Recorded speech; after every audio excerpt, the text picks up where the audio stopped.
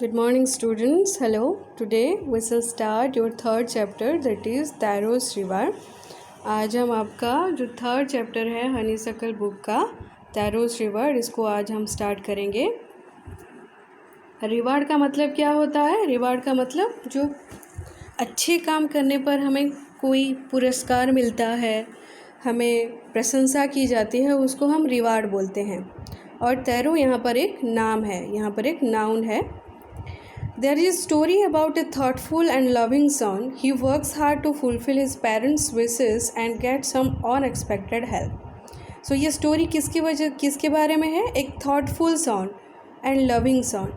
एक बेटा है जो कि बहुत थॉटफुल है, जो कि अपने पेरेंट्स के बारे में बहुत सोचता है, उनको सारे सुख देना चाहता है। लविंग सन जो कि अपने पेरेंट्स को बहुत ही ज़्यादा प्यार करता है। He works hard to fulfil his parents wishes. वो बहुत ज़्यादा हार्ड वर्क करता है अपने पेरेंट्स, अपने माँ बाप के विशेस, उनकी इच्छाओं को पूरी करने के लिए। And get some unexpected help. Unexpected मतलब जिसकी उसने आशा भी नहीं की है। The thing which you have not anticipated और expected is called unexpected। ये expect का ऑपोजिट वर्ड है, जो आप कभी भी सोच भी नहीं सकते, ऐसा एक हेल्प उसको मिला। सो अभी हम स्टार्ट करेंगे paragraph 1। A young woodcutter named Taro lived with his mother and father on a lonely hillside. All day long he chopped wood in the forest. Though he worked very hard, he earned very little money. A young would cutter, वो कैसा था? वो young था, would cutter था, मतलब जो लकड़ियाँ काटता है, उसका नाम था टैरो, जो कि अपने पेरेंट्स के साथ, फादर और मदर के साथ एक लोनली हिल साइड में रहता था। ऑल डे लॉन्ग, वो दिन भर क्या करता था? ही चॉप्ड वुड। चॉप्ड मतलब कॉट इनटू पीसेस, छोटे छोटे टुकड़े में वो लकड़ियाँ काटता था। दो ही वर्कड वेरी हार्ड, दो वो बहुत ही ज़्यादा हार्ड वर्क करता था, बहुत ही परिश्रम करता था, लेकिन ही अर्न वेरी लिटिल मनी, लेकिन उसको बहुत कम पैसे वो कमा पाता था। दिस मेड हिम सैड, इसकी वजह से बहुत दुखी था वो। बहुत ज़्यादा काम करने के बावजूद भी उसे कम पैसे मिलते थे। For he was a thoughtful son and wanted to give his old parents everything they needed. वो दुखी क्यों था? Why did he was becoming very sad? वो इसीलिए दुखी होता था कि वो अपने पेरेंट्स को कम पैसे कमाने की वजह से सारे सुख नहीं दे पाता था। वो बहुत ही दुखी था इसी वजह से। वो उसके पेरेंट्स जो भी चाहते थे वो सारी चीज़ें वो उनको नहीं दे पाता था कम पैसों की वजह से। अभी देखेंगे paragraph number 2। One evening, when Taro and his parents were sitting in a corner of their hut, a strong wind began to blow. तो एक शाम को क्या होता है, इवनिंग को क्या होता है? टैरो और उसके पेरेंट्स जब उनके हट मतलब वो छोटा सा घर होता है, वहाँ के कॉर्नर पर बैठे हुए थे। A strong wind began to blow, बहुत ज़ोरों से हवाएं चलने लगी। It whistled through the cracks of the hut and everyone felt very cold.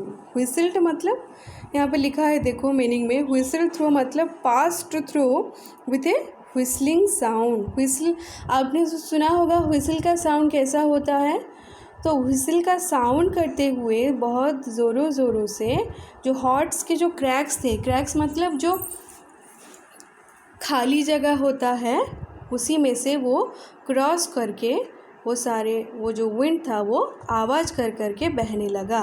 And everyone felt very cold, और सबको बहुत ही ठंड लगी।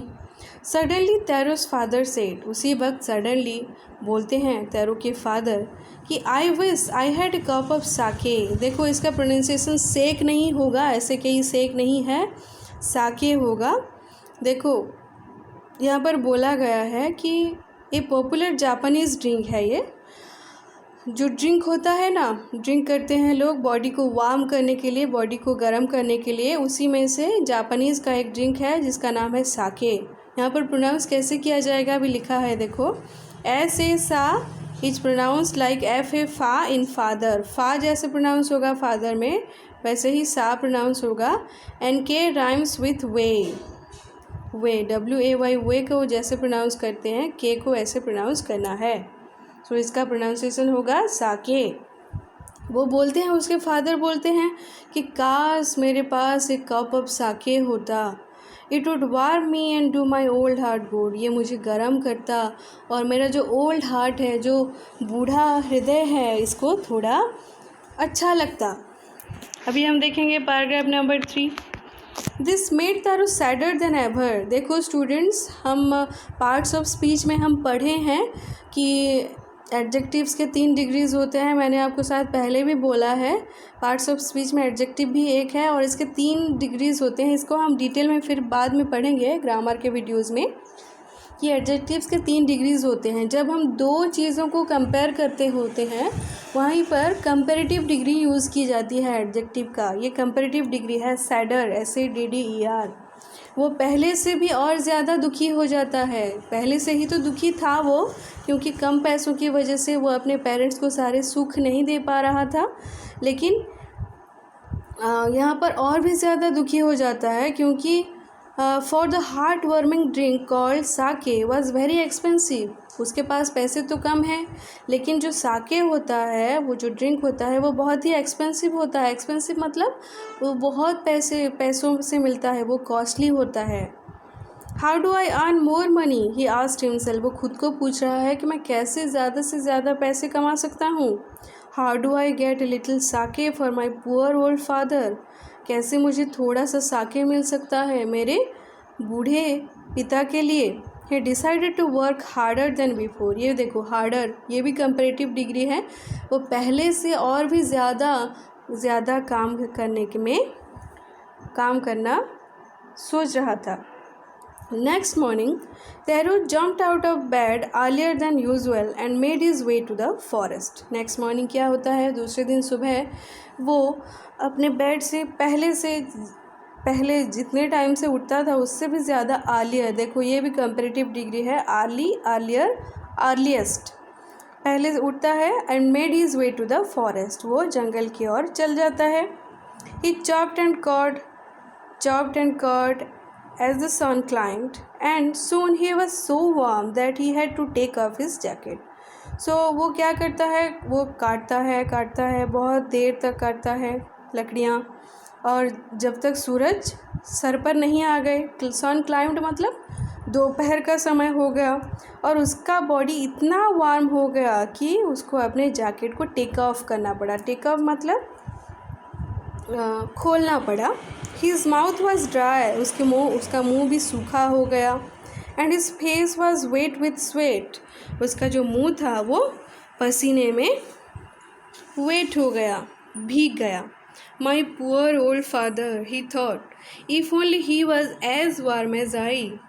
मेरे बूढ़े पिता, अगर काश वो मेरी तरह वार्म फील कर पाते, मैं अभी जितना वार्म फील कर रहा हूँ, काश वो भी उतना वार्म फील कर पाते। And with that he began to jog even faster. और उसी के साथ उसने क्या किया, और भी देखो फास्टर, ये भी एडजेक्टिव्स के 3 डिग्रीज हैं, पॉजिटिव, कंपेरेटिव एंड सुपरलेटिव। वो और भी ज़्यादा जल्दी काम करने लगा। Thinking of the extra money he must earn to buy the sake to warm the old man's bones. So वो क्या सोचते जल्दी काम करने लगा कि उसे कुछ एक्स्ट्रा पैसे मिलेंगे, जिसकी वजह से वो अपने फादर को वार्म करने के लिए कुछ पैसे ज़्यादा कमा पाएगा और वो साके खरीद पाएगा। अभी देखेंगे हम paragraph number 5। Then suddenly Taro stopped chopping. उसी वक्त क्या होता है कि सडनली वो चॉपिंग, अपना लकड़ियाँ काटना बंद करता है। What was the sound he heard. वो ऐसा कौन सा साउंड है जिसको सुनाई दे रहा है। Could it possibly be rushing water. तो लकड़ियाँ काटते वक्त ही वो रुक गया और उसको एक आवाज़ सुनाई दे रहा था। वो कैसा साउंड था कि जैसे कि रॉसिंग वाटर, जैसे कि पानी बह रहा है, ऐसा वाला उसको साउंड सुनाई दे रहा था। Taro could not remember ever seeing or hearing a rushing stream in that part of the forest. तो तैरू तो उस जंगल को बहुत अच्छी तरह से जानता है, वो हर दिन वहाँ पर लकड़ियाँ काटने के लिए जाता है, लेकिन उसे याद नहीं है कि जहाँ वो लकड़ियाँ काट रहा है वहाँ पर कोई स्ट्रीम हो सकता है, कोई झरना हो सकता है। उसने कभी भी देखा है ना ही कभी देखा है ना ही कभी सुना है कि वहाँ पर कोई झरना है। ही वॉज थर्स्टी, उसको बहुत प्यास भी लगी थी क्योंकि वो बहुत देर से लकड़ियाँ काट रहा था, उसका माउथ भी ड्राई हो गया था। The x dropped out of his hands and he rain in the direction of the sound. उसके हाथों से जो एक्स था, उसका जो लकड़ी काटने का जो इंस्ट्रूमेंट था वो गिर गया और उसी जो जिस डायरेक्शन से, जिस दिग से वो साउंड आ रहा था रशिंग वाटर का, पानी बहने का, उसी तरफ वो दौड़ के भागने लगा।